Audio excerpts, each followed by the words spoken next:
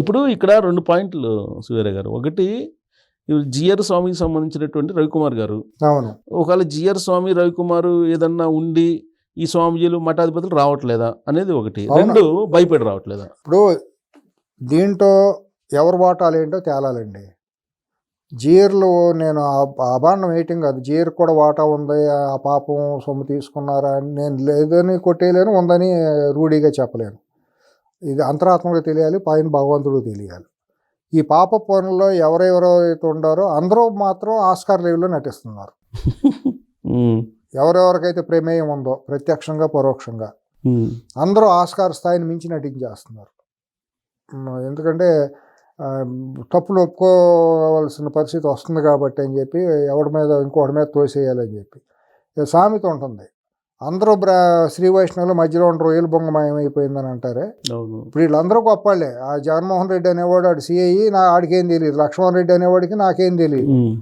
రవికుమారు అసలు ఆడేం తప్పు చేయకుండానే ఆడికొండ 100 కోట్ల రూపాయలు దేవుడికి దానం చేసేసాడు.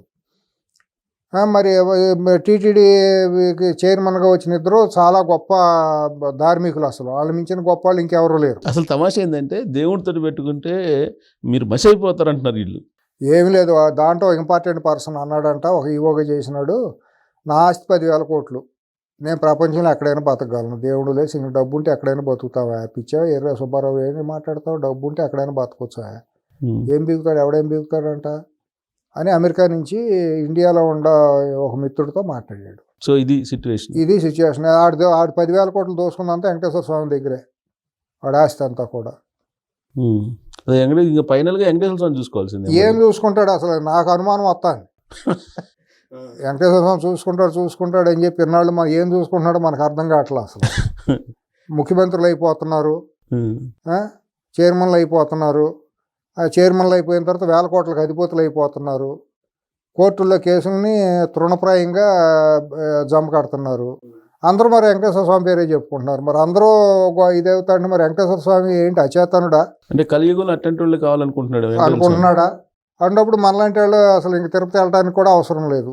పోవట్లేదు కదా, దర్శనం ఎప్పుడో మానేసాం అనుకోండి, దర్శనాలు కావట్లేదు అని చెప్పి పోవట్లేదు కదా. సామాన్యులు ఎక్కడైనా ఉన్నాడు, ఆయన చెప్తే ఎక్కడైనా ఉన్నాడు కాబట్టి ఇంట్లోనే ఉన్నాడు, నువ్వే ఇక్కడే ఉండవు దేవుడు అని అనుకుంటావు. అక్కడికి వెళ్ళి ఇటువంటి అపవిత్రమైన ఇటువంటి వాళ్ళ మధ్య వెళ్ళిపోయి ఆ తోపులాట్లు వెళ్ళిపోయి ఏం చేస్తాం, బాధ అనిపిస్తుందండి అక్కడికి వెళ్ళాలంటే. ఇది అందుకనే మరి ఇతర మతాల్లోకి వెళ్ళిపోతుంది ఇటువంటి దీని మూలానే. దీని బాజీలు అందరమే. ఇప్పుడు పీఠాధిపతులు, స్వామీజీలు, మేధావులుగా మతం పేరుతో చెప్పుకునే వాళ్ళు ఇప్పుడు కొత్తగా బీజేపీ, ఆర్ఎస్ఎస్ అధికారంలోకి రాగానే కొంతమంది బండి కింద కుక్కలాగా తయారయ్యారు. మేము ధర్మరక్షకులం, సనాతన ధార్మికులం, సనాతన ఇలవని రకరకాల పడికట్టు పదాలతో. బాలాజీ టెంపుల్ ఉంది కదా, ఆ స్వామీజీని ఎవరు కొట్టారు ఒక టీము, చిలుకూరు. ఆ టీం ఏమైపోయింది ఇప్పుడు? ఇట్లాంటి టేకప్ చేయొచ్చు కదా వాళ్ళు. వచ్చారండి ఇవన్నీ ఐడెంటిటీ క్రైసిస్ కోసం దేవుడు మతం పేరు పెట్టు బతికే మానసిక రోగులు సుబ్బారావు గారు. నిజమైన ఆధ్యాత్మిక వేత్తలు కాదు, తాత్వికులు కాదు. నిజమైన వాళ్ళు అయితే అసలు దీని మీద ఇంత పెద్ద ఇష్యూ ఇంకోటి ఉండదు. ఇప్పుడు నెయ్యి కల్తీ కానీ పరకామణిది కానీ అవి చిన్న ఇష్యూస్ కాదు కదా. ఏమైనా భయపెడితే 4 రూపాయలు వస్తాయనుకుంటే వెళ్ళిపోయి డబ్బు బెదిరిస్తారు, 4 రూపాయలు తీసుకుని వచ్చి చిల్లర తీసుకుని మళ్ళీ వచ్చేస్తారు. ఓకే, ఇటువంటి ఎన్ని చూడలేం మనం. తిరుపతిలో ఇటువంటి వాళ్ళు కొంతమంది ఉన్నారు.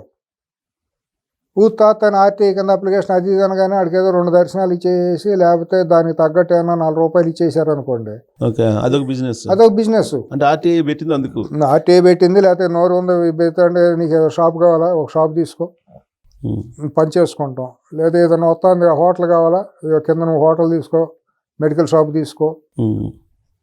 ఇప్పుడు ఆ కింద స్విమ్స్, బర్డ్స్ ఇవన్నీ నాశనం చేసేసారు. అక్కడ మెడికల్ షాపులు అదొక మాఫియా, పాలు టీ అమ్మేది అదొక మాఫియా. మీకు చెబుతున్నా కదా, ప్రపంచంలో అత్యంత దారుణమైన అతిపెద్ద మాఫియా ఉంది టీటీడీలో. దాన్ని మరి ఆయన ఏ రకంగా చంద్రబాబు గారు, లోకేష్, పవన్ కళ్యాణ్ గారు, మరి వీళ్ళందరూ మరి ఇప్పుడు వాళ్ళు డైరెక్ట్ గా అన్ని చేయలేరు కదా, దానికి ప్రతినిధులు పెట్టారు కదా, అక్కడ మంచాలను పెట్టండి, టీంని పెట్టారు కదా, మంచాలను పెట్టండి. కాలు చేయి ఉండాలని, అది పరిగెత్తగలిగే వాళ్ళని, ఎక్కడ వంగకుండా నిటారుగా నిలబడే వాళ్ళని, దేవుడు అంటే భక్తి ఉండాలని పెట్టమనండి. ఇప్పుడు ఆయన నేను సనాతన ధర్మం రక్షణ కోసం పుట్టాను అంటున్నాడుగా పవన్ కళ్యాణ్ గారు. కొత్తగా ఇప్పుడు నేను కొత్త దేవుడు అండి అన్నట్టు ఇప్పుడు ఆయన అన్నీ అయిపోయినాయి. ఇప్పుడు ఎప్పుడు బాగా రెస్పాండ్, అక్కడ పశ్చాత్తాప దీక్ష చేశారు, తర్వాత ప్రాయశ్చిత్త దీక్ష. మరి ఇప్పుడు ఈ పరకాయం అనేది కూడా ఈ ఏంటి ఎందుకంటే ఇంకా పరకామని చిన్నదండి, రేపు శ్రీవాణి తీస్తే ఇంకా పెద్దది వస్తుందండి. శ్రీవాణి స్కామ్ బయటికి తీయమనండి. శ్రీవాణి ట్రస్ట్ ఎంతమందికి వెళ్ళారు, దానికి ఒక ఆడిట్ లేదు, లెక్క లేదు. ఇటువంటి ఇంకా చాలా ఉన్నాయండి అక్కడ జరిగినాయి. నాకు మొన్న ఒక చోట విన్నాను, మెడికల్ షాప్లో స్విమ్స్ మెడికల్ షాప్లో నెలకి 50 లక్షలు ఇస్తారంట ఇతనికి బొమ్మన కరుణాకర్ రెడ్డికి. ఇప్పుడు కూడా ఇప్పుడు ఎందుకు ఇస్తారు, ఆయన లేదు కదా లేక అప్పుడు అలాట్మెంట్ జరిగింది 3 ఏళ్ళకో ఎప్పుడుకో ఇచ్చారంట. అది కాంట్రాక్ట్ అయ్యే వరకు, లేదంటే కోర్టుకు వెళ్ళి స్టే తెచ్చుకున్నారంట ఖాళీ చేయమంటే. కోర్టులు ఉన్నాయి, స్టే ఇస్తాయి, ఇచ్చేస్తాయి కదా. తీర్పు ఇవ్వకపోయినా స్టేలు అయితే ఇచ్చేస్తాయి కదా. దొంగలు ఆ రకంగా లబ్ధి పొందవచ్చు, ముఖ్యమంత్రులు అయిపోవచ్చు కోర్టు స్టేలతో. సో ఇన్ని వ్యవస్థలు మీకు అవగాహన ఉంది, కేసులు అవగాహన ఉంది, గతంలో జరిగిన కేసులు, వీటన్నిటిని చూస్తే ఈ కేసు ముందుకి జరుగుతుందని మీకు అనిపిస్తుందా, లేదంటే ఇది కేసులు ఇది కూడా ఒకటి చంద్రబాబు గారికి ఛాలెంజ్ అండి, అది ఆయన నిర్ణయం చేసుకోవాలి. పవన్ కళ్యాణ్ గారికి ఛాలెంజ్ అండి. అట్లాగే హిందూ ధార్మిక సంస్థలకు సిగ్గుచేటండి, తలవంపులు అండి, మాట్లాడకపోవటం. పీఠాధిపతులు మాట్లాడాధిపతులు ఎవరెవరైతే చెప్పుకుని దేవుడి పేరు మతం పేరు చెప్పుకుని బతుకుతున్నారో, పరాన్న జీవులుగా బతుకుతున్నారు వీళ్ళందరూ. పారాసైట్స్ అంటారే, వాటి మీద వీటి మీద పడి బతికేస్తూ ఉంటారు. అట్లాగే ఇప్పుడు మతం పేరు దేవుడి పేరు చెప్పి సమాజం మీద బతికేసే వాళ్ళు కొంతమంది తయారవుతారు, వాళ్ళు ఎక్కువ ప్రమాదకారులు. సో ఇప్పుడు ఈ మొత్తం అబ్జర్వ్ చేస్తే ఇప్పుడు రవికుమార్ని కాపాడుకోవడం ఇంపార్టెంట్ కదా. ఒక రవికుమారే కదండి, తవ్వితే చాలా మంది వస్తారు. ఇప్పుడు జగన్మోహన్ రెడ్డిని కూడా ఇసుపారు తప్పుతారు. ఆడు కనుక రేపు పొద్దునాడు కీలకమైనాడు అని అంటే అతను తెలియకుండా జరగదండి. 100% దీంట్లో ఆ సిఐ జగన్మోహన్ రెడ్డే 100% కీలకమైన వ్యక్తి. అతను యూనిట్ ఆఫీసర్, SHO. ఇది జరిగిందంటే అతను తెలియకుండా సిఐ SI ఏం చేయలేడు. లక్ష్మణ్ రెడ్డి లేదు, ఇంకో రెడ్డి లేదు. ఎంత జరిగిందంటే ఆ రోజు జిల్లా SP పరమేశ్వర రెడ్డి ఎవరో ఉండారు అప్పుడు. అవును, మొన్న విచారణలో అడిగారు. మరి ఎంత ఇదైనా కూడా అతను SPకి సంబంధం లేకపోయినా దృష్టికి వెళ్తుంది. స్పెషల్ బ్రాంచ్ వాళ్ళు చెబుతారుగా ఏమేమి జరుగుతుంది ఏంటని. సెన్సిటివ్ కేసు కదా, వెళ్ళకుండా ఎట్లా ఉంటుంది. కాబట్టి ఇది ఒక మాఫియా సామ్రాజ్యం అండి, అడ్డానండి. అక్కడ ఎవరికి అడ్డు అదుపు లేదండి. ఒక ఆయన మా మహనీయుడు, గొప్ప భక్తుడు జైల్లో ఉన్నాడు. అవును, చెవిరెడ్డి. ఇవన్నీ ఏం చెబుతాం అక్కడ, మనం ఏం మాట్లాడలేని పరిస్థితి. అందుకనే నాకు వీళ్ళందరినీ ఢిల్లీ కాపాడుతుందా? కాపాడుతుంది కదా, ఈ కేసులో కూడా, అన్ని కేసులో కాపాడుతుంది. చిచి మాట్లాడాలంటే ఇదండి. అందుకని నేను 10 ఏళ్ళు అయి ఉంటుందండి తిరుమల వెళ్ళి. భక్తి లేక కాదు, ఇంకోటి లేక కాదు, నాకు ఇప్పుడు వెళ్తానికి నాకు అవకాశం లేక కూడా కాదు. ఎందుకు మనసు ఇరిగిపోయింది. ఇటువంటి అదవులందరూ పరిపాలనలో అక్కడ బోర్డు సభ్యులు అవటం, ఈడు రమణ దీక్షితులు లాంటి వాడు వచ్చేసి మళ్ళీ అక్కడికి వెళ్ళి ఇక్కడ తిరిగే దానికోసం నీచంగా అంత దిగజారాలా? మీ బాబు వాళ్ళు సొత్త దేవాలయం అంటే నువ్వే ఉంటావు తరతరాలుగా, ఇంకెవరు చేయడానికి లేదా? తర్వాత నీ వంశం అంటే మీ తాతల తండ్రులు బ్రాహ్మలే కదా, వంశపారంపర్యంగా కొన్ని వంశాలు ఉన్నాయి కదా, వాళ్ళకి అవకాశాలు ఉండొద్దా? ఇంకా నువ్వు చెరబట్టేసేసి దేవుణ్ణి మీడియా ముందు మాటకు మీడియా ముందుకు రావటం సిగ్గుచారం ఉందా? అతనికి ఆత్మగౌరవం కనీసం అసలు ఆధ్యాత్మిక తెలుసా? చదువుకున్నాడు, MSc చదువుకున్నాడు. నువ్వు అంబానీలకి నువ్వు అదానీలకు తాకట్టు పెడతానికి ప్రయత్నం చేస్తాడు. అప్పుడు ఉన్నాయంటేనేమో నా పెళ్ళాం బిడ్డలు లేరని అది రమణ దీక్షితులు అతను చేయాల్సిన పనులు అక్కడ రాజకీయాలు అతను చేసేవాడు. ఏందండి ఇదంతా? తిరుమల పవిత్రత ఎక్కడ ఉందండి? ఊరిని మనం అనుకుంటాం దేవుడిని పవిత్రత, ఆ పవిత్రత ఏదో మన గుండెల్లోనే పెట్టుకుని ఇంట్లోనే లేకపోగానే కతి బాబు దేవుడా గోవిందా అనుకుంటే గొప్ప అనిపించింది. నేను అందుకని అట్టాగే కన్ఫైన్ అయ్యాను. కానీ ఎంతైనా కానీ క్షేత్రమే కదా, వెళ్తుంటారు కదా, 80,000 మంది అలా వెళ్తున్నారు. ఇప్పుడు నేను అనేది వేరే అని కాదండి, ఇటువంటి దుర్మార్గమైన పనుల మూలన జనాలకు కూడా ఇదైపోతుందండి. అక్కడ పరిపాలన సరిగ్గా ఉండలేదండి. ఇప్పుడు కళ్ళ ముందే జరుగుతుంటే పోయిన భక్తులకి సౌకర్యాలు 250 కోట్ల రూపాయల నెయ్యిని, కల్తీ నెయ్యిని ఇచ్చేస్తే దుర్మార్గంగా.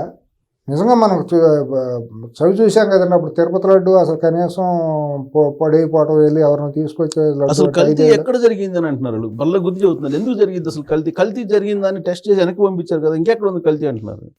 ఎదవలండి, ఏమైనా చేస్తారండి. వాళ్ళకి ల్యాబ్ ఉంటుంది, టెస్ట్ చేస్తారు, ఇవన్నీ చెప్తున్నారు ప్రక్రియలు. పురుగులు పడిపోతారండి నా కొడుకులందరూ దేవుడితో పెట్టుకుంటే.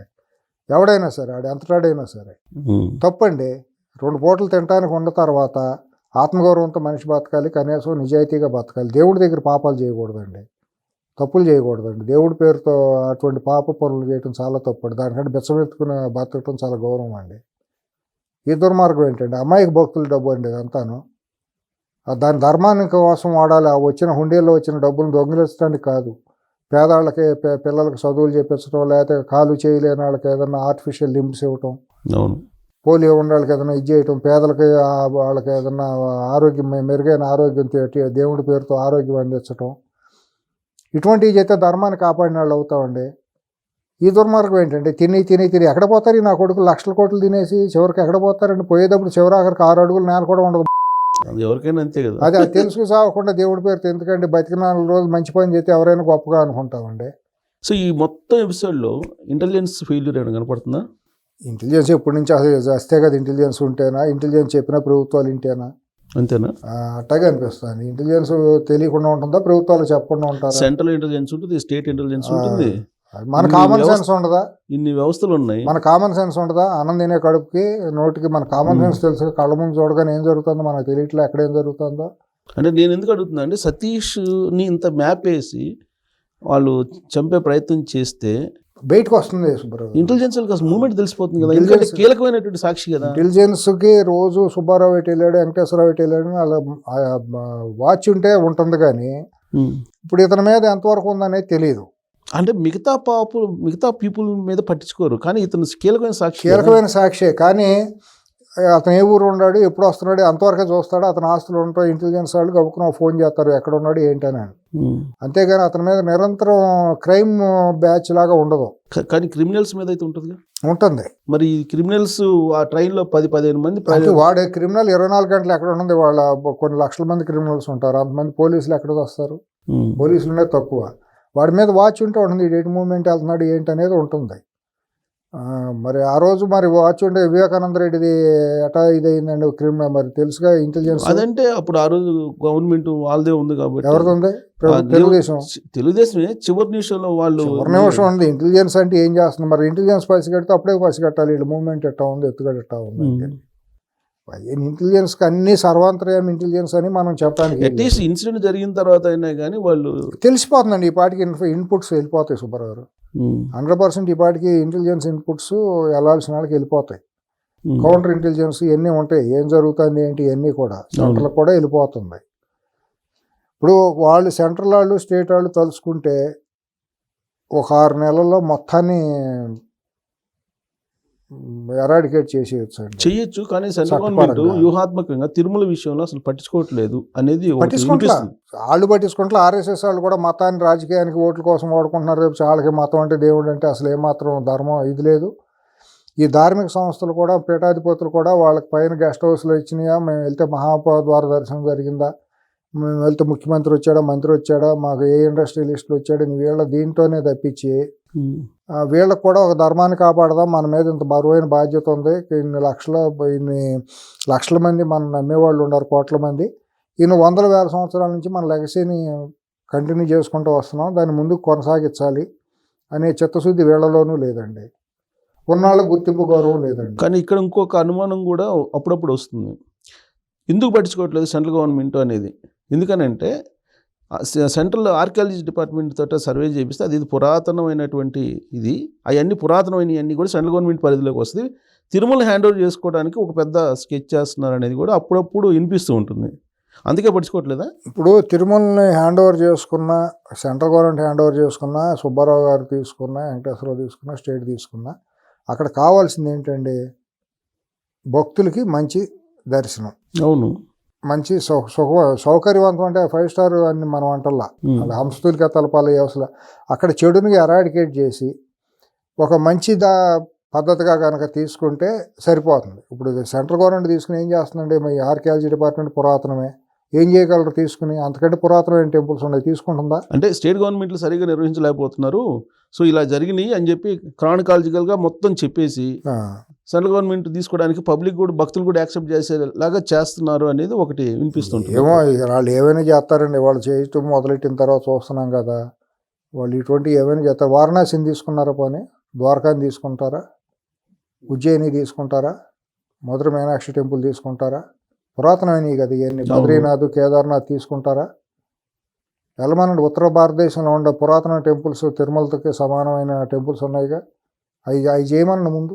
అటు కాదు కదా, మరి ఉత్తరప్రదేశ్లో 4 రాష్ట్రాలు చేయమని చెప్పి మాయావతి తీర్మానం చేసింది. అదే మరి అక్కడ చేయలేదు. తెలంగాణ, ఇప్పుడు తెలంగాణ ఆంధ్రప్రదేశ్ విడదీసింది కదా. చేస్తారు, వాళ్ళకి ఎదురులేదు ఇంకా. అదే ఉత్తర భారతదేశంలో ఉన్న టెంపుల్స్ అన్ని మాకేం సంబంధం, ఇది హ్యాండ్ ఓవర్ చేసుకుంటే ఇక్కడ మీ వల్ల కావట్లేదు అని చెప్తారు. అదే మరి చంద్రబాబు గారు కూడా ఇచ్చేస్తామంటారేమో ఉదార హృదయంతో. ఆయన ఇచ్చేది ఏముంది, వాళ్ళు తీసుకోవాలనుకుంటే తీసేసుకుంటారు, మాకు అభ్యంతరం లేదని కూడా చెబుతారు వాళ్ళు ఉన్న పరిస్థితుల్లో. ఏమవుతుంది, ఎడం చేయి తీసి పొరచేయి పెట్టినట్టు ఉంటుంది. వాళ్ళు వచ్చి పీకేది ఏమి లేదు, సెంట్రల్ గవర్నమెంట్ వచ్చి ఇక్కడ పీకేది ఏమి లేదు. పైన మొత్తం ఆ చెత్తను తీయకుండా దాంట్లో ఉన్న సిస్టాన్ని యాక్టివేట్ చేసి సరిగ్గా చేయకుండా ఎవడొచ్చినా ఏం చేస్తారు. అంటే ఇది ఎప్పటి నుంచి వస్తుందంటే అమిత్ షా గారి మీద రాళ్ళు వేశారు ఒకసారి. అవును, తిరుమల వచ్చి. అవును. ఆ రోజు నుంచి ఈ తిరుమల సంగతి ఏంటి అనేది సెంట్రల్ గవర్నమెంట్ ఒక రకమైనటువంటి ఆలోచన ఉంది. అయితే అదానికి ఇచ్చేయమనండి, ఏం కాదండి. అదానికి ఇచ్చేస్తే అయిపోయింది. అన్నీ ఇచ్చినట్టు దేశంలో తిరుమలను కూడా అదానికి ఇచ్చేస్తే కట్టబెడితే అయిపోతుంది. మెయింటెనెన్స్ బాగుంటుంది, మెయింటెనెన్స్ బ్రహ్మాండంగా ఉంటుంది. కిందేమో అంబానీలకినూను, కాళహస్తినూను, అలివేలు మంగాపురం అంబానీలకినూను, పైన అదానీలకి ఇచ్చేసారనుకోండి, బ్రహ్మాండంగా ఉంటుంది. కనకదుర్గ గుడిని ఇంకో గుజరాత్ కంపెనీకి ఎవరికన్నా ఇటువంటి వాళ్ళకి ఇచ్చేస్తే ఆంధ్రప్రదేశ్ అప్పుడన్నా వస్తారా పట్టాధిపతులు, పీఠాధిపతులు? అప్పుడు రారు.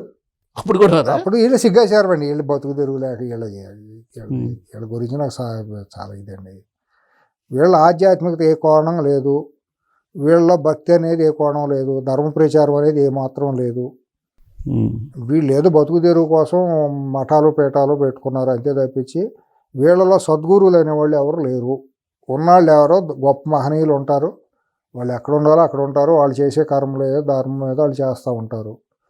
తదిమ వాళ్ళు అందరూ 100,000 కోట్ల రూపాయలు ఆ సామ్రాజ్యాలను విస్తరించుకోవటానికి మతం పేరు అడ్డం పెట్టుకుని చేసేస్తున్నారు.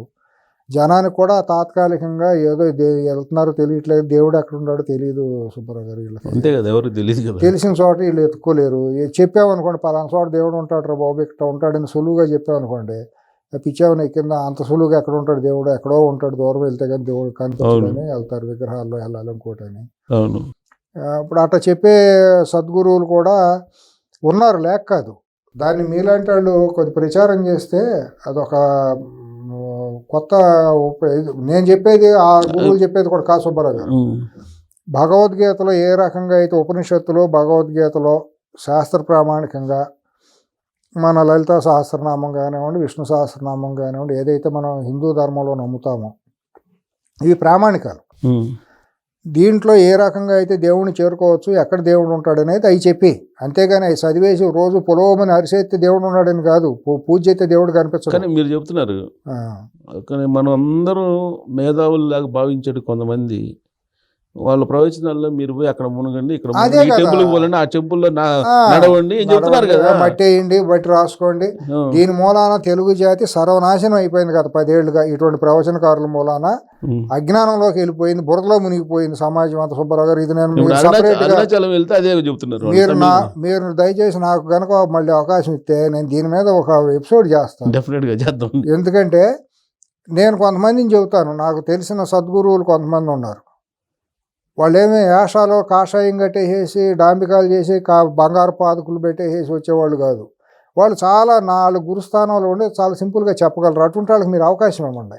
ఈ దొంగ స్వామీజీలకి, ఈ దొంగ ప్రవచనకర్తలకి, ఈ బతుకు తెరువు లక్షలు తీసుకుని చెప్పే ప్రవచనకర్తలకి మీరు ఇస్తున్నారు ఇవాళ. ఎందుకంటే రేటింగ్ల కోసం, అడ్వర్టైజ్మెంట్ల కోసం వాళ్ళే వస్తున్నారు. కొత్తగా నాగా సాధువులు అది ఇది అఘోరాలు అని చెప్పి తీసుకొచ్చి ఆ అడ్డమైన వాళ్ళకి యాస వేసి రోడ్ల మీద తిప్పి యూట్యూబ్లో వాళ్ళ ఇంటర్వ్యూలు పెట్టి చేసి దాని జనాన్ని పోలోమని పిచ్చి జనం చూడటం, ఇక్కడికి వచ్చి మీటింగులు పెడతాం వాళ్ళతో. వాళ్ళు అఘోరాలు అంటే ఏం అఘోరానో ఏం నాగాలో మనకు తెలియదు సార్. ఇప్పుడు ఇదంతా అయిపోయింది చెప్పారు కదా, అంతా అయిపోయింది. అట్లీస్ట్ మీ ఇంటర్వ్యూ చూసిన తర్వాత అయినా ఎవరెవరు చూస్తారు కదా, చాలా మంది చూస్తారు, 10 మంది చూసినా చాలండి, చాలా మంది చూస్తారు. వాళ్ళు చూసిన తర్వాత అయినా అట్లీస్ట్ వీటన్నిటి మీద ఎవరైనా ఒక స్వామీజో లేకపోతే మఠాధిపతి పీఠాధిపతి వచ్చి నమస్కారం దీక్ష చేస్తారు.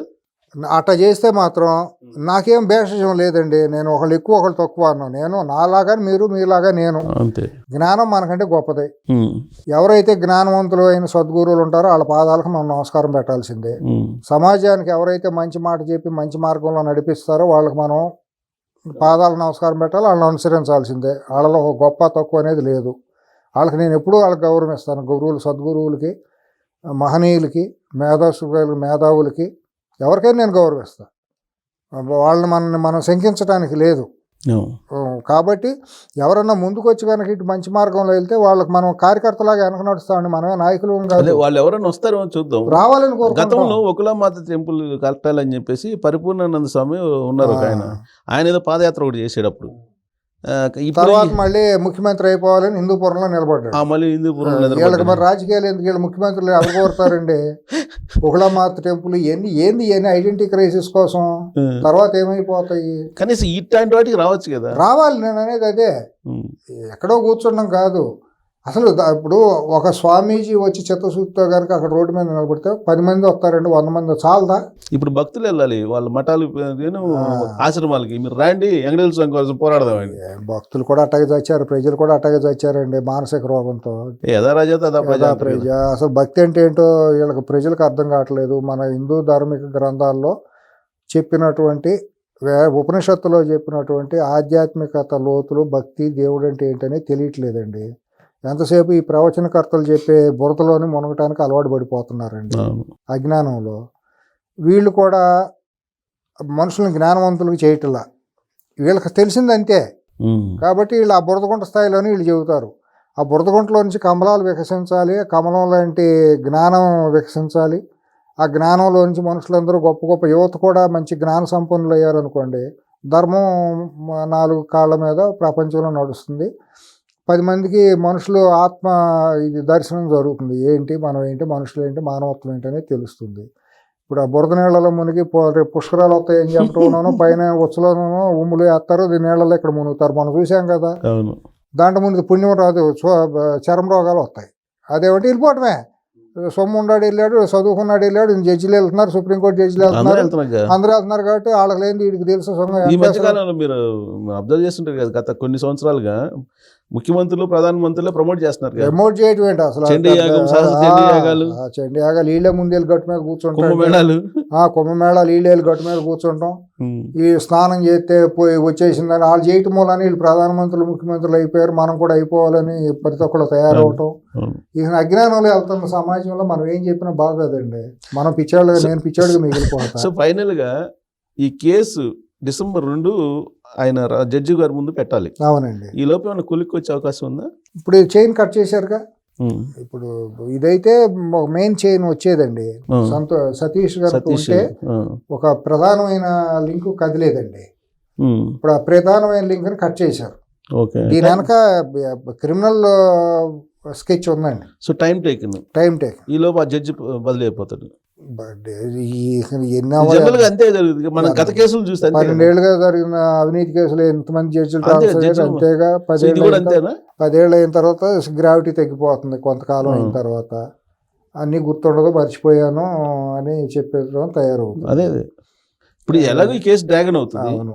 ఇంకా ఎలాగో 1 సంవత్సరం 2 సంవత్సరాల కన్నా ఉండరు కదా ఆ జడ్జి అయిపోయిన తర్వాత ఇక సంవత్సరం కాదు, రేపు పొద్దున పోర్ట్ఫోలియో మారినా మళ్ళీ ఆయన బెంచ్ మారినా ఆయన ముందు రాదు కేసు. ఆ రోజు ఇంకొకళ్ళు ఎవరు వస్తారో మరి ఆయన ఇంటర్ప్రిటేషన్. భారతదేశంలో వాళ్ళ న్యాయ వ్యవస్థలో రోజుకి ఇచ్చే తీర్పులు, బెంచ్కి, కోర్టుకి ఒక్కొక్కళ్ళకి ఇచ్చే తీర్పులు చూస్తుంటే, కేసులు ఇచ్చే తీర్పులు చూస్తుంటే అర్థం కావట్లే ఎక్కడ ఉన్నామో మనం, అసలు ఏ ప్రపంచంలో ఉన్నామో ఏంటో. సో కాబట్టి మనం ఆ దేవుడికి వదిలిపెడదాం. ఆయన ఉంటే ఉన్నాడని నమ్మితే ఉన్నాడని అనుకుందాం సార్. అది కేసు అదే ఉన్నాడని అనుకుని ఆ కేసుకునే ఇప్పుడు నమ్మకుండా ఎట్టగా దేవుడిని నమ్మకుండా మనం ఉన్నాం. దేవుడు అనేవాడు భగవంతుడు ఉన్నాడనే పరిపూర్ణంగా నమ్ముతాం. ఉన్నాడు కూడా, ఉన్నాడు, అనుభవిస్తున్నాం కదా ఆ లీలలను మనం అనుభవిస్తున్నాం కదా. కాకపోతే ఏంటంటే ఏం జరుగుతుంది, ఇది ఎంత జరుగుతా అంటే అసలు ఏం చేయాలో అర్థం కావట్లా బాధతో. సో ఆ లీలల్లో ఆయన పెట్టే లీలల్లో ఇది ఒక లీల అనుకుంటమే లీల అనుకొని ఈ కేసు లేకపోతే ఈ పాపం ఏంటండి బాబాయ్, విగ్రహాలు తగలబెడతాం ఏంటి, విగ్రహాలు నరికేయటం ఏంటి, రథాలు తగలబెట్టడం ఏంటి, కొవ్వుతోనూ కల్తీతో చేసిన ప్రసాదాలు దేవుడి పేరుతో 5 ఏళ్ళ పాటు నివేదన పెడతాం ఏంటి, ఆ శ్రీవాణి ట్రస్ట్ పెడితే అట్ట కొట్టేయటం, ఎంట్రుకల్లో కొట్టేయటం, హోటళ్ళతో కొట్టేయటం. మరి ఇక్కడ వేరే టెంపుల్స్ దగ్గర కూడా చూసాం కదా ప్రసాదాల పేరుతో. ఇదండి ఇవాళ ఇంకోటి సుబ్బారావు గారు నేను చెబుతాను కదా, ఇవాళ దేవాలయాలు, హిందూ దేవాలయాల్లో జరుగుతుంది ప్రసాదాల పేరుతో జరుగుతుంది అంతా కూడా స్వీట్ షాప్లేనండి. దాంట్లో ఏమాత్రం పవిత్రత లేదు. ప్రసాదం పేరుతో అమాయక జనాలు కొనేస్తున్నారండి. సరే, అదంతా పెద్ద వ్యాస్ట్ సబ్జెక్ట్ చెబుతున్నా, ఇది ఒక వ్యాపారం. అదే ఇంకా ఈ వ్యాస్ట్ సబ్జెక్ట్. పైన తిరుమల కాబట్టి ఇప్పుడు మన సతీష్ చనిపోవడం ఈ కేసు ఇంకా ఇది కూడా అన్ని కేసుల జాబితాలోకి వెళ్ళిపోతుంది. ఆల్మోస్ట్ ఒక ప్రధానమైన లింక్ని కట్ చేశారు, కీలకమైన లింక్ని కట్ చేశారు. ఓకే. మరో అత్యంత కీలకమైన లింక్ ఎవరంటే 2 పోల్స్లో ఒక పోలు ఇంకో రవికుమార్ ఉన్నాడు.